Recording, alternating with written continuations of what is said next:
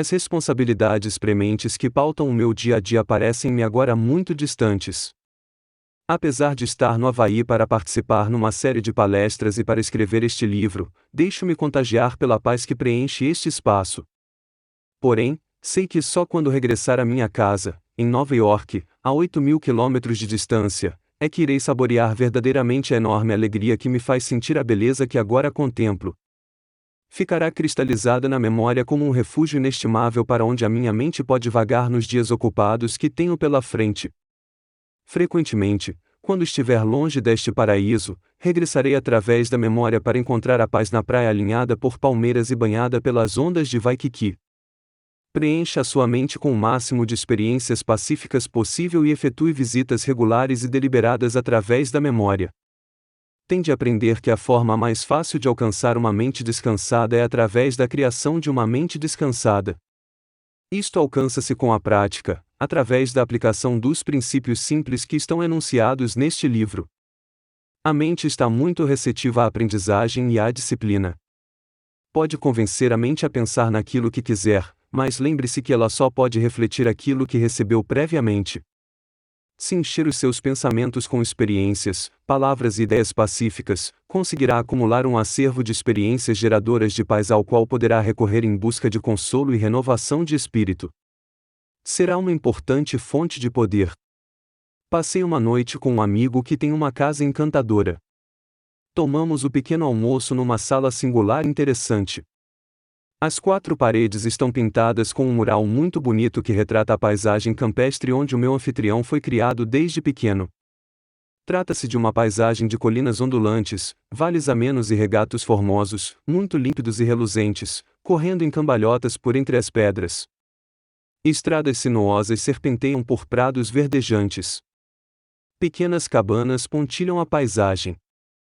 Ao centro, vemos uma igreja branca encimada por um grande campanário. Durante o pequeno almoço, o meu anfitrião falou-me sobre este cenário da sua juventude, indicando vários pontos de interesse no mural que preenchia as paredes. Disse-me, muitas vezes, quando estou sentado nesta sala, uno vários pontos na minha memória e revivo outros tempos. Lembro-me, por exemplo, de percorrer aquele carreiro descalço quando era miúdo e ainda me lembro da sensação de ter o pó entre os dedos dos pés. Lembro-me de passar muitas tardes de verão a pescar naquele lago de trutas e de descer aquelas colinas no inverno. Aquela era a igreja que frequentava quando era pequeno, sorriu, antes de continuar. Ouvi muitos e longos sermões naquela igreja, mas recordo com gratidão a bondade das pessoas e a singeleza das suas vidas. Consigo estar aqui sentado a olhar para aquela igreja e recordar os hinos que ali ouvi com os meus pais, sentados nos bancos, lado a lado.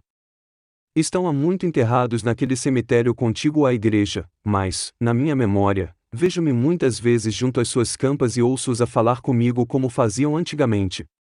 Já me canso muito e por vezes sinto-me nervoso e tenso.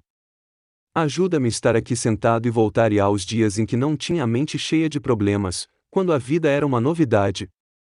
Isso ajuda-me, dá-me paz. Nem todos podemos ter um mural daqueles na parede da sala de jantar, mas o leitor pode pintá-lo nas paredes da sua mente, imagens das experiências mais belas da sua vida. Despenda tempo a recordar os pensamentos que essas imagens sugerem. Por mais ocupado que esteja ou sejam quais forem as responsabilidades que carrega aos ombros, esta prática simples e singular, que já deu provas da sua eficácia em muitas ocasiões, pode proporcionar-lhe efeitos benéficos. É uma forma simples e fácil de obter paz de espírito. Há um fator na questão da paz interior que deve ser abordado devido à sua importância. Frequentemente, descubro que as pessoas que não têm paz interior são vítimas de um mecanismo autopunitivo. Em algum momento da sua experiência cometeram um pecado e são atormentados pela culpa, mas procuraram genuinamente o perdão divino e o Senhor perdoa sempre aqueles que pedem perdão de forma sincera. Porém, existe uma característica curiosa na mente humana que, por vezes, não permite que um indivíduo se perdoe a si próprio. Sente que merece ser punido e, por conseguinte, antecipa constantemente essa punição. Em resultado disso, vive num receio constante de que algo está para acontecer. Para encontrar paz nestas circunstâncias, vê-se obrigado a aumentar a intensidade das suas atividades. Sente que o trabalho árduo pode aliviar o seu sentimento de culpa. Um médico disse-me certa vez que muitos dos casos de esgotamento com que lidava tinham quase sempre por base um sentimento de culpa que os pacientes procuravam, inconscientemente, compensar com o trabalho. O paciente atribuía o esgotamento não ao sentimento de culpa, mas ao excesso de trabalho. Porém, dizia o médico, estes homens escusavam de ter tido o esgotamento por excesso de trabalho se tivessem reconhecido o sentimento de culpa.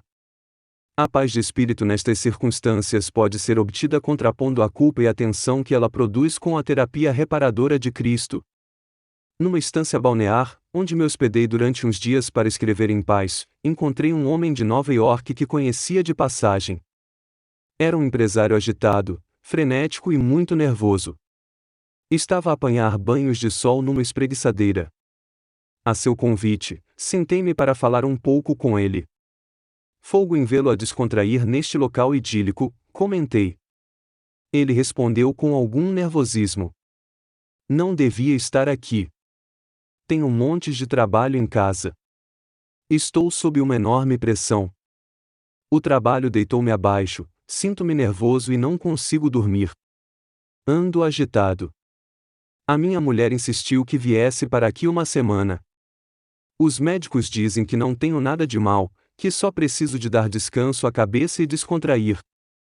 Mas como é que se faz isso? Atirou ele, lançando-me um olhar patético. Doutor, daria tudo para ter paz e sossego. É aquilo que mais quero no mundo. Falamos durante algum tempo e veio à baila que ele vivia com receio que ocorresse algo de sinistro. Durante anos, antecipou um acontecimento desastroso, sempre à espera que acontecesse algo de mal à sua mulher, aos seus filhos ou à sua casa. Não foi difícil analisar o seu caso. A sua insegurança tinha duas origens, nas inseguranças da infância e sentimentos de culpa posteriores. A sua mãe sempre sentirá que algo de mal ia acontecer e ele acabou por absorver a sua ansiedade. Ao longo da vida, cometeu alguns pecados e o seu subconsciente nunca abdicou da autopunição. Tornou-se uma vítima do mecanismo autopunitivo. Face a esta infeliz combinação, dei com ele num estado de reação nervosa altamente inflamado. No final da nossa conversa, deixei-me ficar ao lado da sua espreguiçadeira. Não havia ninguém por perto, por isso sugeri com algum pudor, por acaso, gostaria que rezasse por si? Ele acenou que sim e eu pus a minha mão sobre o seu ombro e rezei, Jesus, tal como curaste os enfermos e lhes deste paz há tantos séculos, cura agora este homem. Concede-lhe o teu perdão. Ajuda-o a perdoar-se a si próprio.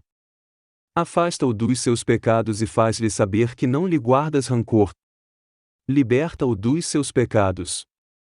Faz com que a tua paz entre na sua mente, na sua alma e no seu corpo. Ele olhou para mim com uma expressão estranha e afastou o olhar, pois as lágrimas corriam-lhe pelo rosto e ele não queria que as visse. Sentimos os dois o mesmo constrangimento e decidi deixá-lo. Meses depois voltei a encontrá-lo e ele disse-me: alguma coisa mudou no meu íntimo no dia em que rezou por mim. Senti uma estranha sensação de tranquilidade e paz, e também de cura. Agora, frequenta a igreja a miúde e lê a Bíblia todos os dias. Cumpre a lei de Deus e sente uma enorme energia interior. É um homem saudável e feliz, pois tem a mente e o coração repletos de paz.